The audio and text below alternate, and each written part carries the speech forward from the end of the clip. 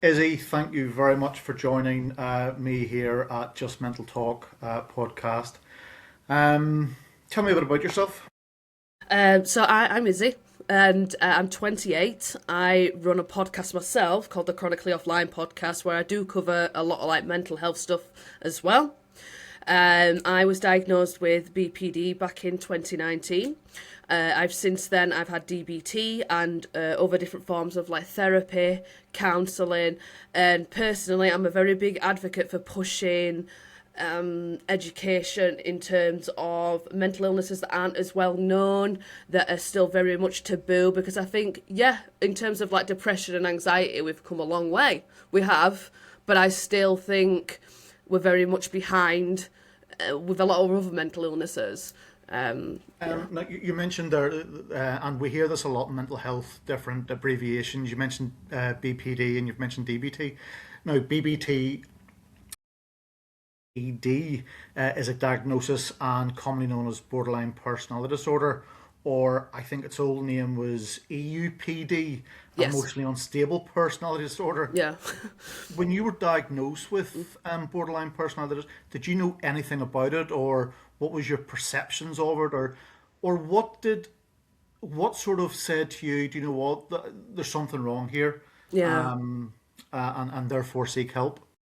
So when I first got diagnosed, I wasn't self aware really then at all. And it's not till more recent years. I mean, I'd had help for other stuff in the past, which, does help with it anyway. But it wasn't till more recent years where I was like, I really need to nip this in the bud. There's some issues with like, I've got like abandonment issues and things like that. And I was, and some like really deep rooted stuff where it just didn't sit right with me. And I was like, I think there comes a time you reach a certain age where you're like, I need to take like accountability. I need to sort myself out because you can't keep living like this, right? What was living like that looking like though, Izzy? I mean, when you say, you can't keep living like that, what was living like that like? It was barely living. I don't just honestly, it was very risky behaviours at the time when I went, especially like early 20s, putting myself in dangerous situations, spending money I didn't have, just making stupid decisions. And I look back now and I think, what the bloody hell were you doing? You know what I mean? And now I wouldn't dare. But at the time, this seemed rational to me. It was the right thing to do because that's what my head was telling me. Definitely. But like I said, a lot of it, like when I went back to therapy this year, I'd say to the therapist, like, hey, if you'd have asked me this question 5 years ago, yeah, I would have partaken in that behaviour.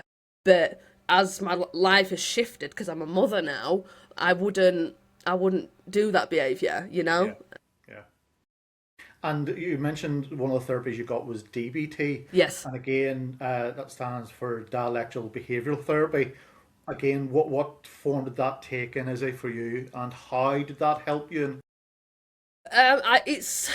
It's hard, honestly. I was saying this to my partner the other day. I think if I'd had DBT way back when I was actually diagnosed, when I wasn't self aware, I think it would have been a lot more helpful Okay. than now because I am already self aware. I know what I need to do. I know why I'm like this. I know what's caused this. It's actually putting it into action. Don't get me wrong. I think surface level with some things, it's definitely helped, to like rationalize things instead of, because I'm quite bad for catastrophizing certain situations, and it's definitely helped with like things like that. It's so much work, isn't it? I think you could probably go on for like 10 years doing therapy to try and feel somewhat in control, right? So I know you said you're 29 now, and 21 is when you got 21. You were diagnosed. Is that right? yes, Yeah. yes. In the lead up to that, I mean, how long do you think that you were experiencing what you now know as the symptoms of BPD? I would probably say it first started maybe back when I was about 16, 17. I started showing minimal, but then as I got older, especially like again early 20s, is when I started being in a lot more like rocky relationships and stuff. Where I look back now and I'm like, oh yeah, oh yeah, that were a sign, that were a sign there. Yeah, yeah.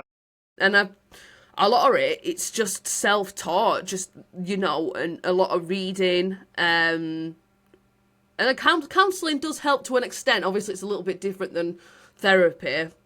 Um, yeah, it's bloody hard work, I tell you. That you mentioned there, counselling's different from therapy in a Yes. certain view. How would you differentiate the two for people who are currently sitting saying, I need to seek help, I need to seek some form of therapist? Is it a therapist or a counsellor I need to speak to?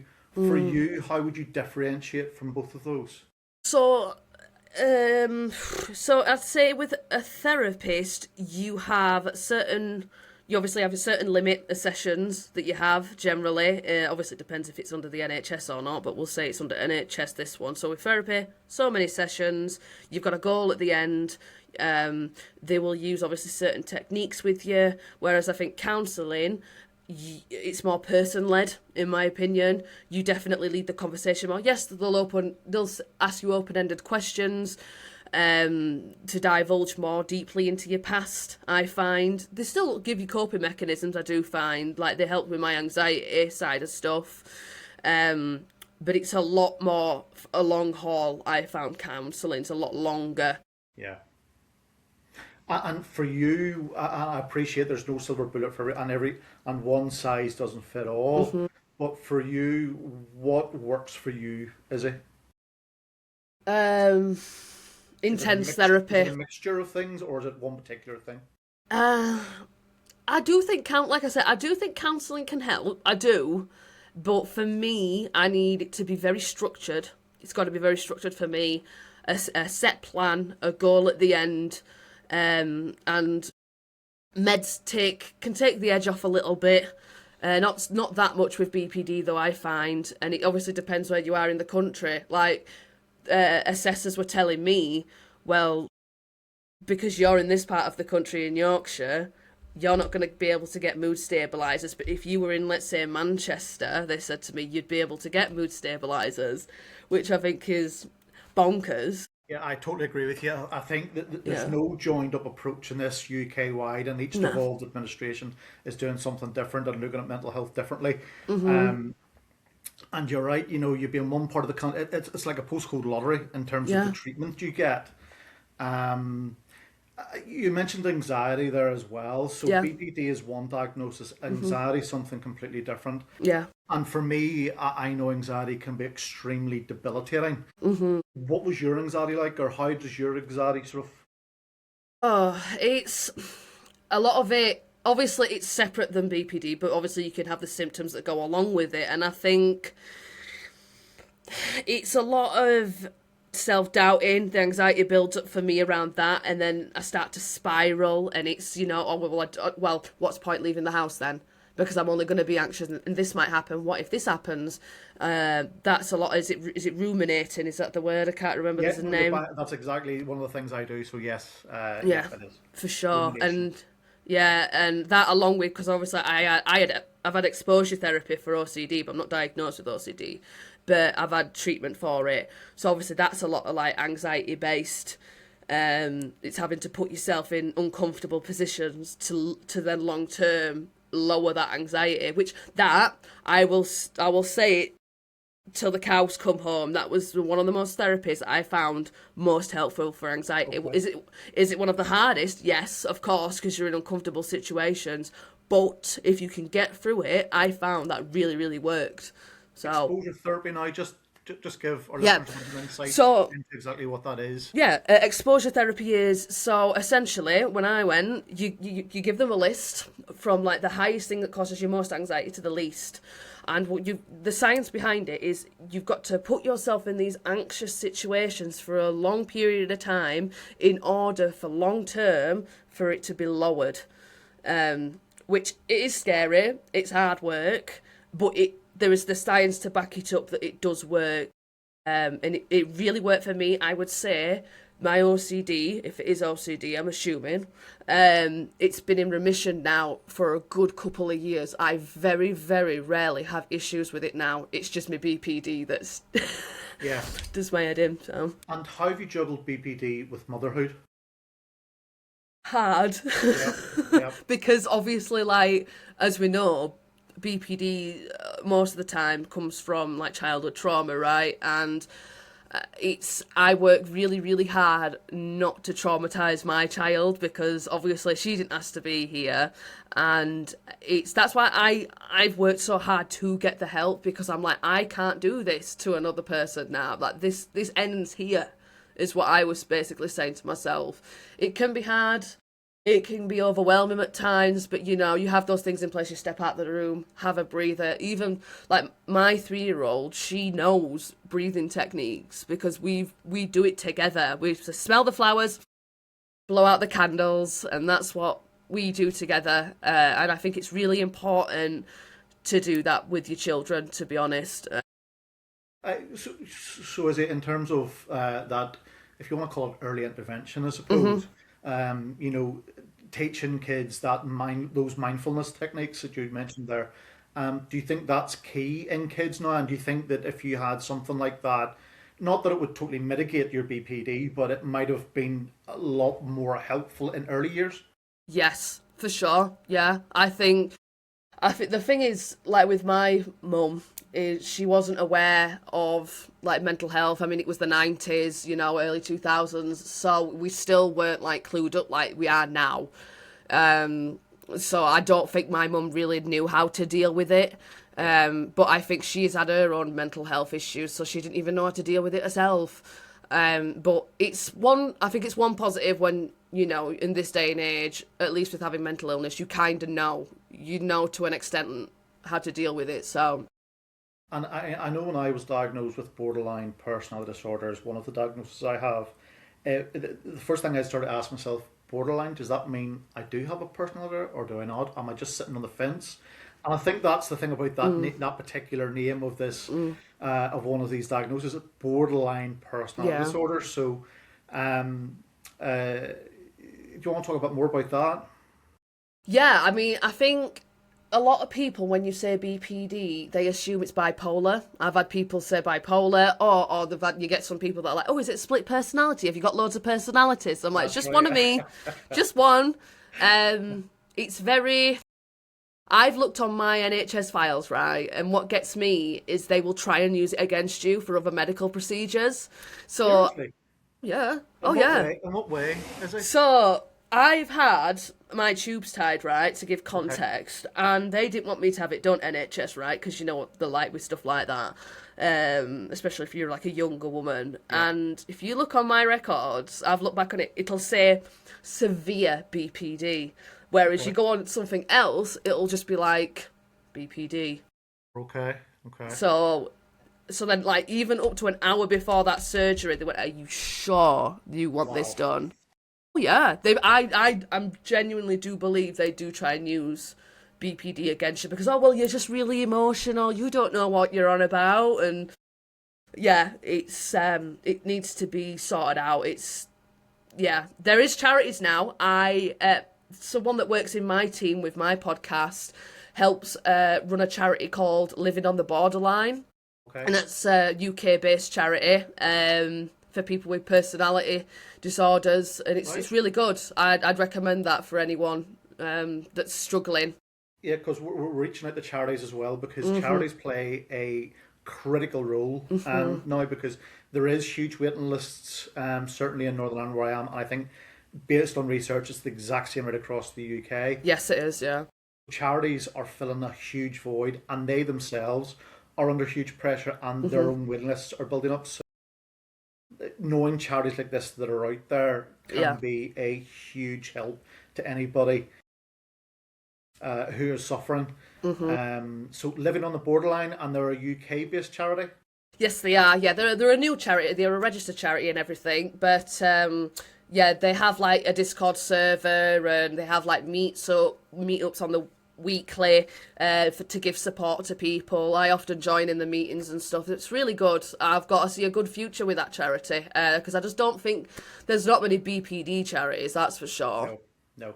And you mentioned there that in one of your NH files it talks about severe BPD, which I wasn't aware. I mean, I attend a number of groups and a number of classes and things like that.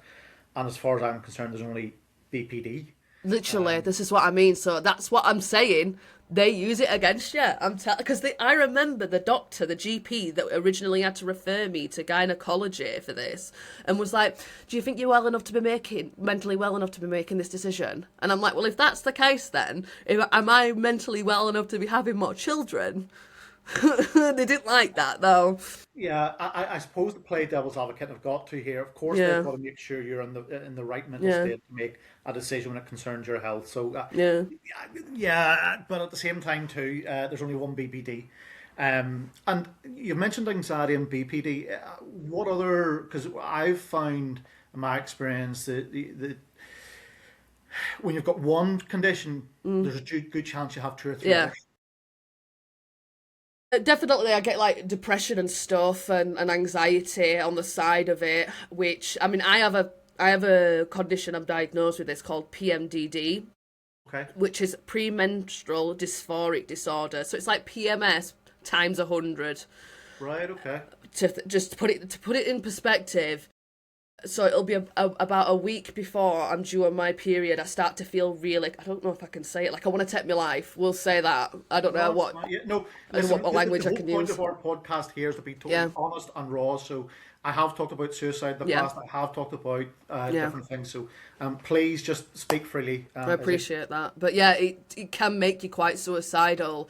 And Okay, I would say my antidepressants work more for that condition than they do the BPD, if I'm honest. It takes the edge off, don't get me wrong, but really it works for the PMDD more than it does the BPD. okay, But there's not much known about PMDD because it only got recognised as a mental illness in 2019. right. So it is pretty, because people are like, well, how have you got diagnosed? And it's just DSM-5. Do you know what I mean? Because how can you test for things like that? Because what essentially PMDD is your mental state cannot cope with the hormone shift through your cycle. So which can lead you to just kind of just freak out. Essentially, I just get so irritable. It's just a period, but times 100 worse with your mood and stuff. It's yeah, won't wish it on anyone, honestly. And you say it's been recognised. Obviously, then there's more and more women who are now experiencing that, and the doctors. I don't know if it's UK wide recognised, and that's something I must look into after this. But um, when you say you feel suicidal, have you been suicidal, Izzy? Have you? I tried to take my life actually back around when I was diagnosed with BPD. Actually, yeah, I can feel suicidal. I get more ideations than anything these days, thankfully.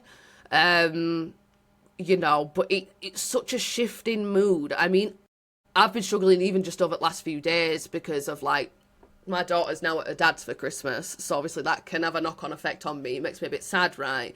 And I can literally can go from like being in floods of tears to an hour later I'm there listening to my music, dancing, Yeah. and it's madness. And the Yeah, thing is, when you describe that, I think a lot of men would try and say, "Oh, must be her time of the month" type thing. You know what I mean? yeah, Not realizing actually there's more to it. There's a yeah, lot more behind that. yeah.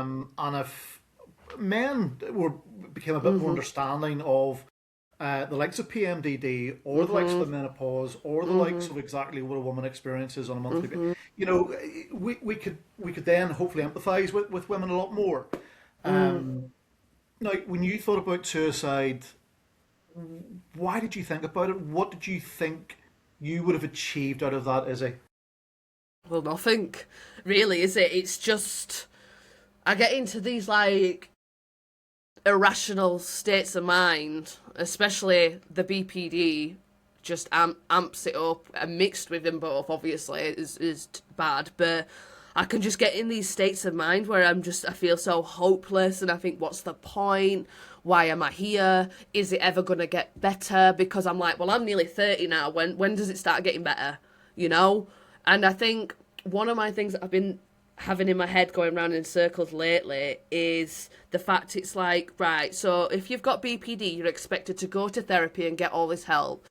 Why don't the people that cause this have to go and get help? Why is it that we have to conform to the standard of people that aren't traumatized, right?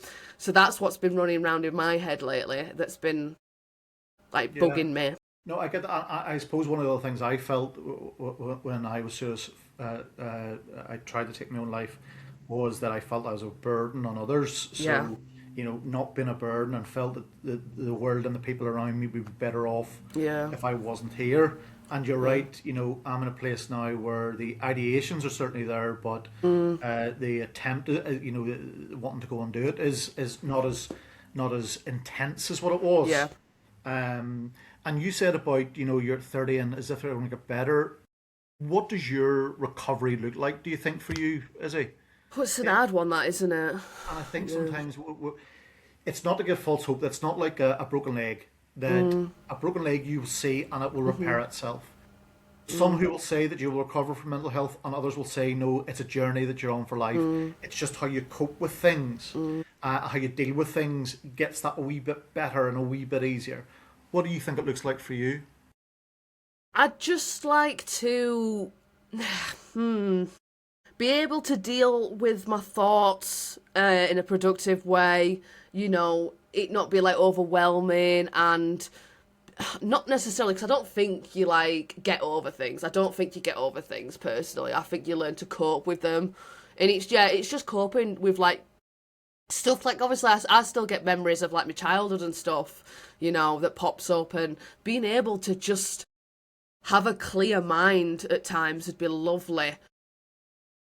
Because I don't do anything illicit, do you know what I mean? I very, very rarely have a drink. I don't do drugs or anything like that. I don't even smoke anymore.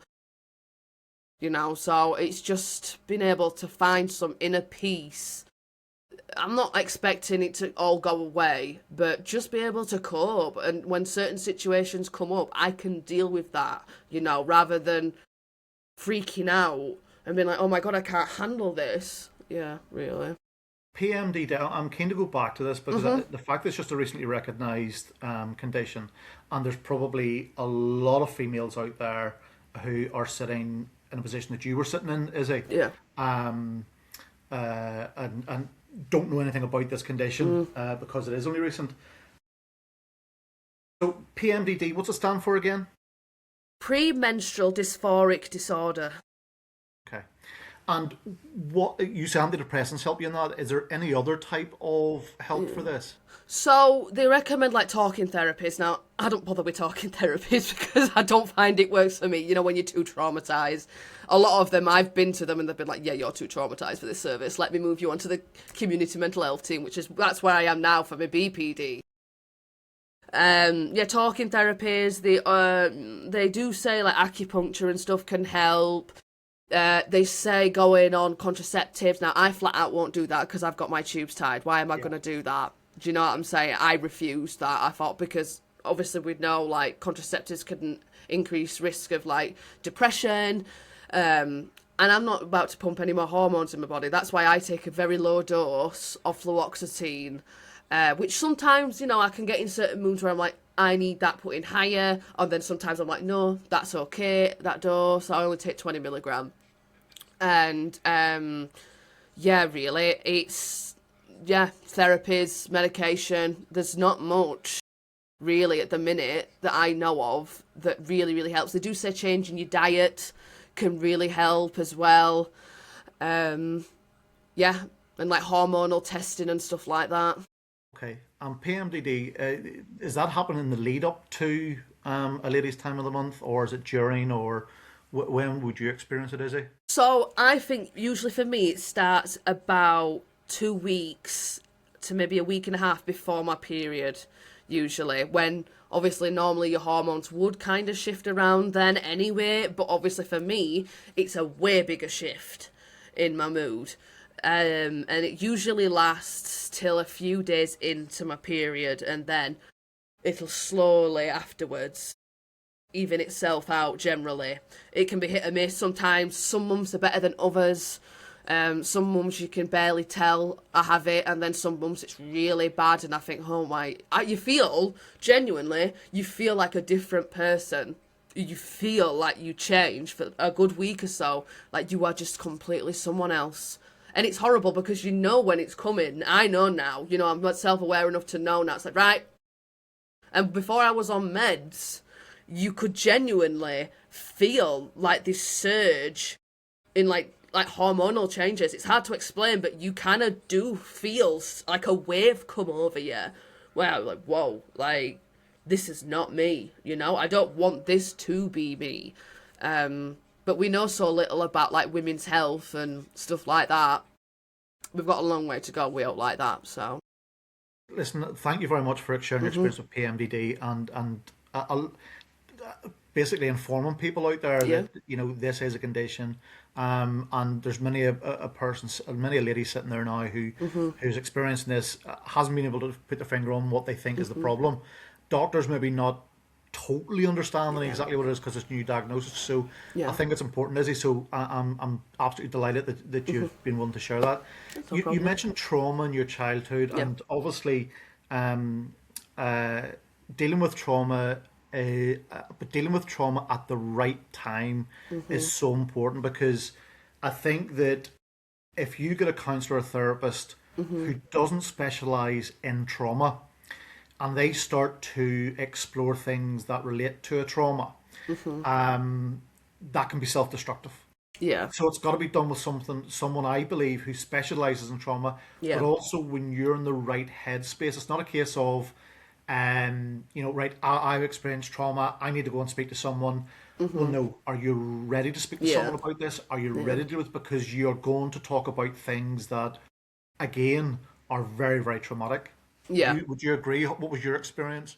Yeah, I'd agree. I think you've definitely got to be in that mindset to want to get better and be able to want to open those wounds up, because obviously his brain tries to protect us by stopping remembering certain stuff. Even me, I still can't remember certain stuff. But I get that, like, anxiety around it, but my brain can't put a thing on it. So, but yeah, you've definitely got to be ready for it. I think, I've had people come to me and say to me, well, therapy's not worked. And I've been like, well, have you done your homework? Have you worked with your therapist? No. Well, then no, it's not going to work then, is it?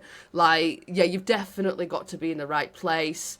Sometimes right type of therapist, precisely. You might not get on with someone, but you might find you get on with someone better. I mean, certainly for me, I've gotten along better with some of the therapists than I have others. I think I had a good experience with a counsellor. She was very, like, softly spoken. I think that really helped. She was actually around roughly my age. This was years ago. And she helped me work through, because I had a miscarriage back in 2020 November. And she really helped me with that. I went for about 6 months.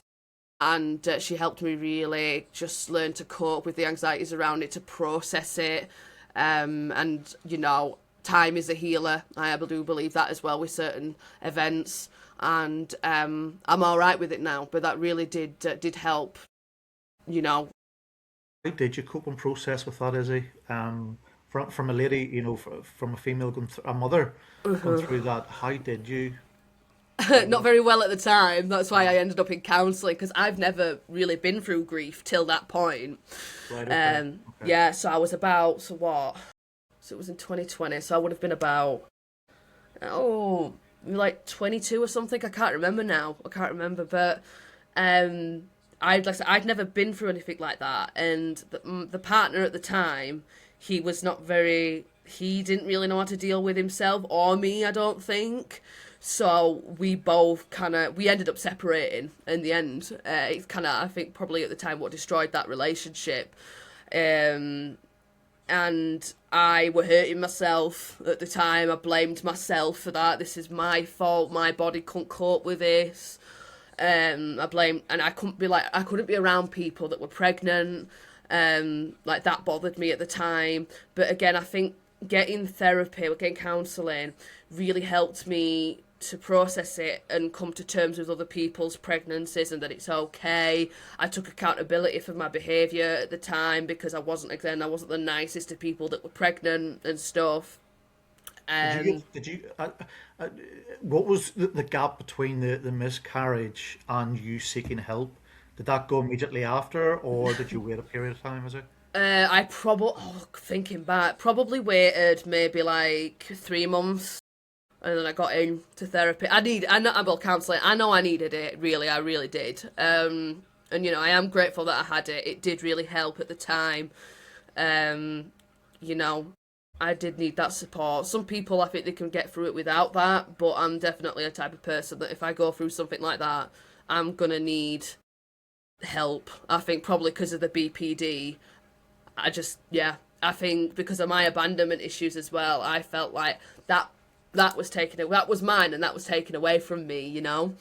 Um, but I mean, I have a child now, so happy endings in the Yeah. end. So And I think too, and that's the big thing that likes yourself in your podcast and myself here and others like this, Izzy. It's about asking for help when you know you need the help, or sometimes asking for help when you think you might need help because yeah, it doesn't matter whether you think you do or you don't or you're not too sure. Asking for help and finding out if that's what you need is the first step to recovery. And it's not going to be an easy journey. It's going to be a long, hard road. There's no, as I said to you earlier, there's no silver bullet in this.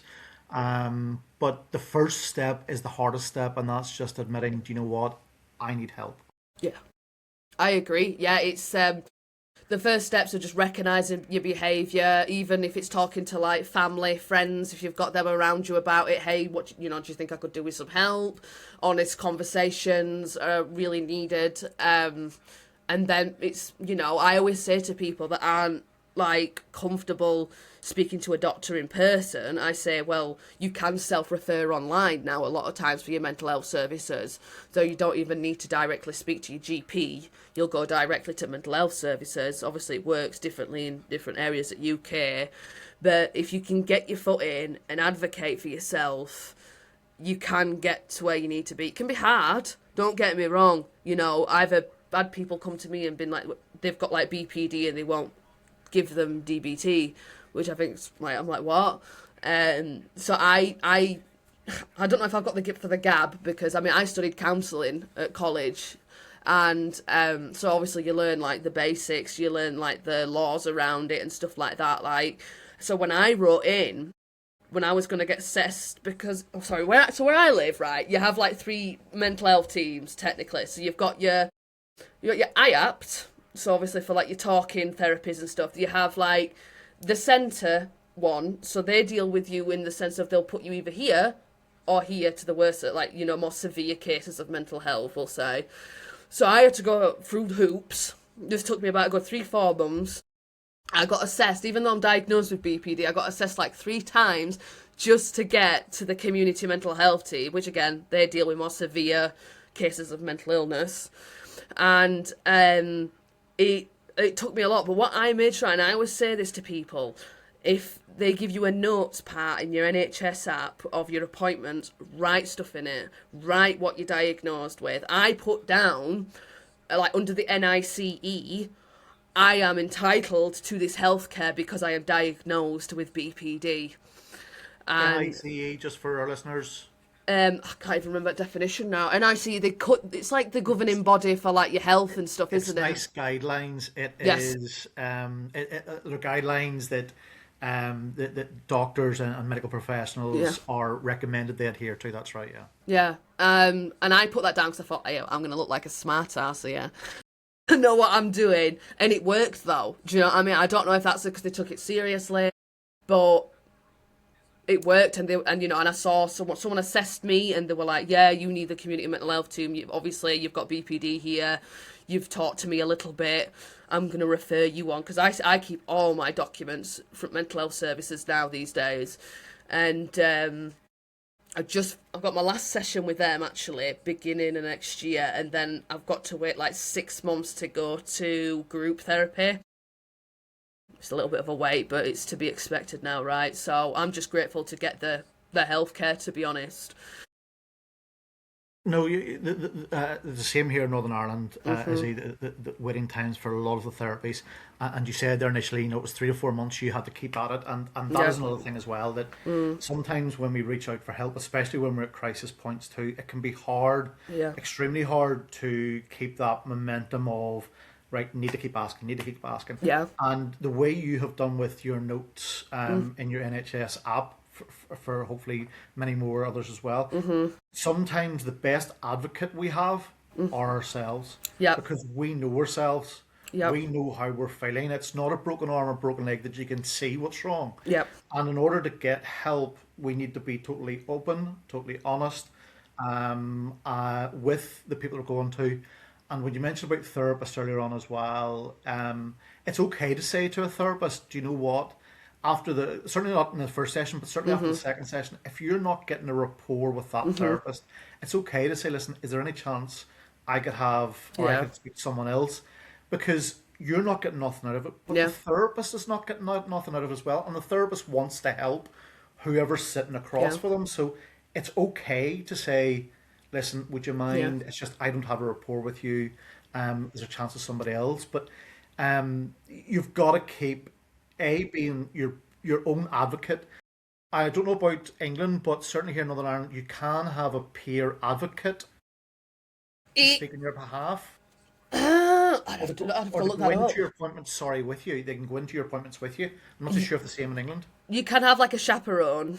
You can have Okay. like someone. You can ask for. I think you can ask for someone if you've got like additional needs. You can ask for someone to come and advocate for you. I know when I went to the hospital when I got my tubes tied, and I had to speak to like the lead surgeon or whoever that approves you. Yeah. I did actually, and I didn't ask for this, but I did have like a midwife or a nurse with me in the room with me, which was really helpful. She, just offered me comfort and stuff. So I think with certain situations you can ask in advance to get that kind of support.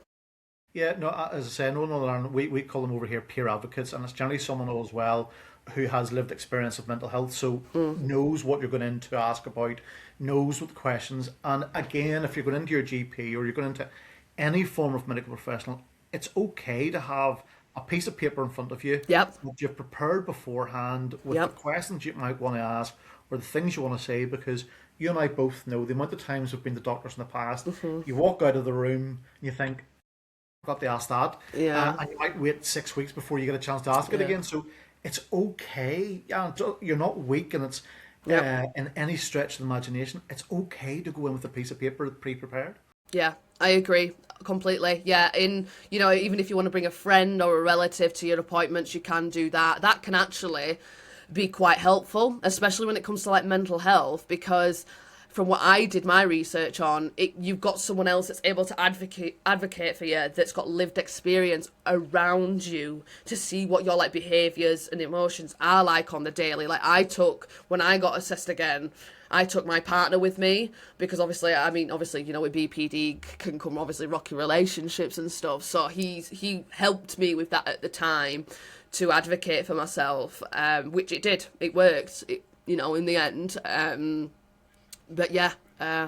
You mentioned there too about the effect, certainly BPD, but generally mental illness, but BPD had on relationships. Yep. How did it affect it, Izzy? And doesn't it not? Or it can very, very, a lot can happen. It can be, you get attached to someone really quick. You can fall in love with them way too quick. I'm better with, again, I do handle stuff a lot better in more recent years, but if I look back at my early 20s, it were very much, argumentative. It was black and white thinking. They'd be my favourite person one minute, I'd hate them the next. I struggled being on my own. I had to, at the time, I had to be with someone. It's like I couldn't live without someone because it's the abandonment issues. And at the time, I based my self-worth a lot around relationships, I think. But, as I've gotten older, my relationships now have started to be more healthy. This year with my current partner, I have no shame with it. We've been in couples counselling, and that is one of the best things we ever did. Was it expensive? Yes. It was expensive.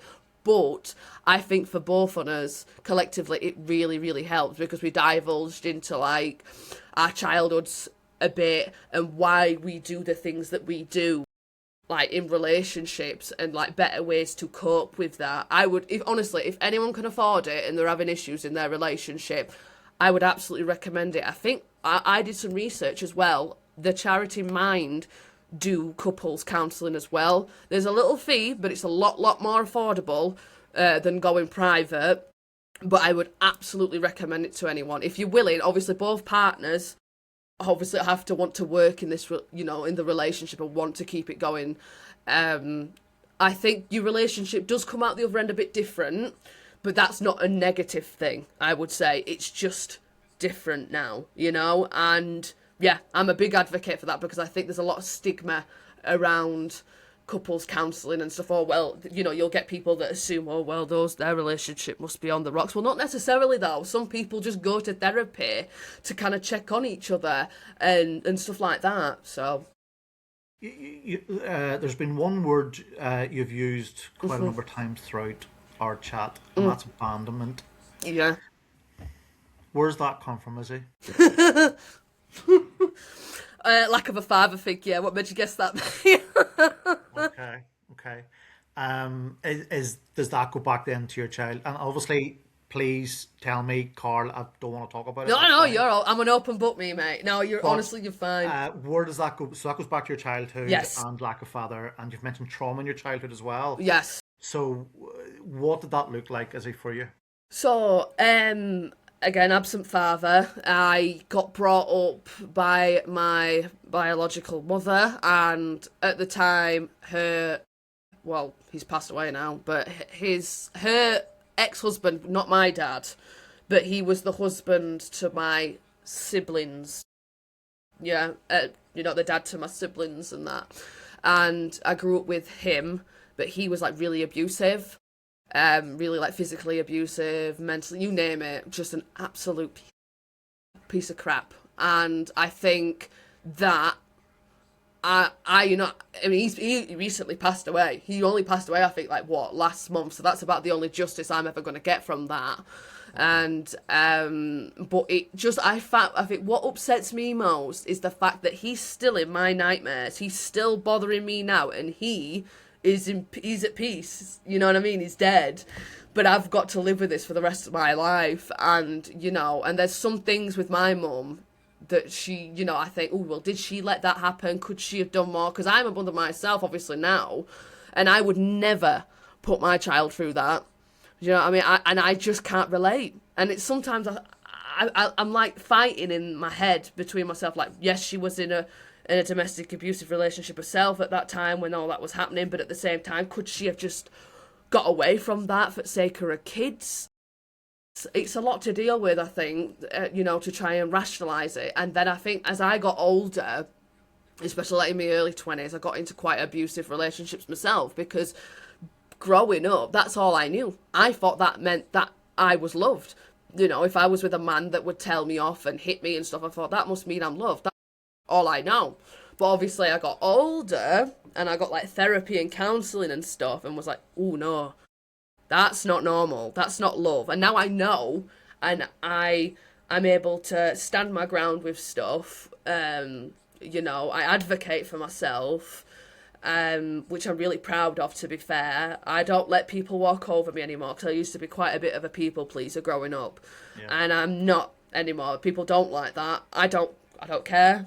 And that's it. And yeah. And where you are now, Izzy, do you think a lot of what happened in your childhood has caused, not everything, but certainly some of what you're going through and have been going through? Yes, absolutely. Absolutely. I think so. This is why I think I'm so careful with my daughter, bringing her up and stuff, because I know it. I've had first-hand experience. I mean, like when I just mentioned earlier about, you know, she's at like her dad's for Christmas. I know what that's like, and that's why I got so upset, because I know kids pick up. We know kids aren't stupid. They pick up on stuff. So it's so important with their upbringings, and you've got to be careful. because things can stick and they'll still stick now. I think, like, I remember one of the worst things someone ever said to me, and it happened again about, about 5, nearly 6 years ago. I remember I had an ex-partner said to me, "You deserved the abuse you got as a child." That Jeepers. has never left me. I'm thinking, what? A child deserves that? All right. So that's never... I don't blame myself, but you know when you just never forget something, when someone says something, that stuck that. I'll never forget There's that. absolutely no child Literally. deserves any form of abuse, whether it be Literally. physical, whether it be sexual, whether it be emotional. Yeah. No child deserves. In fact, nobody. Not Nobody. just children, Yeah. but sorry, nobody deserves any Yeah. form of abuse. So, and no one should sit and think for one moment that what they've been through or currently what they're going Yeah. through, they deserve that, because that is not the case. Literally. I know, it's... I wouldn't, Oh.